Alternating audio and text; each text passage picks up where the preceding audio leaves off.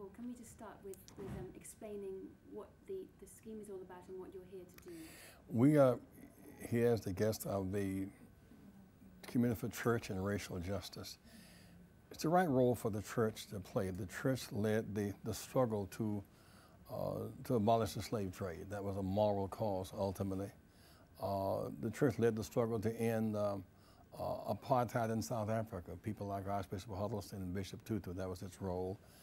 And now that we have achieved freedom, the church leads the drive for equality.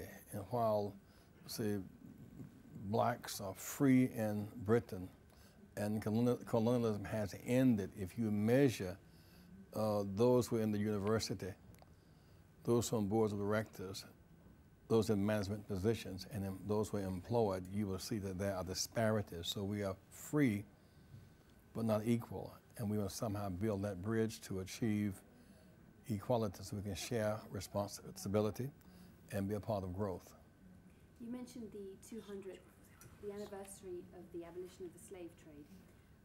Is it not an indictment of our society that this year is 200 years since the abolition, and yet you're having to promote university, which is, a basic right, to a certain community? It is, because slavery ended, the slave trade and slavery ended, but the infrastructure remained intact. So no matter how diligent blacks worked, they still had to face discrimination.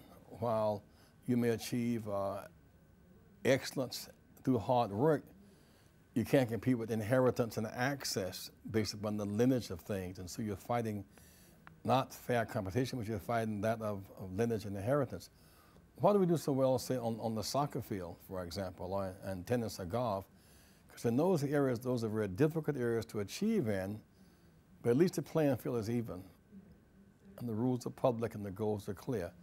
If there's a real desire by, say, Britain to increase the numbers of blacks in universities, you must increase the numbers in elementary and high school graduations. That means you must choose early on for those who are in the margins, prenatal care, Head Start, daycare, and secondary education.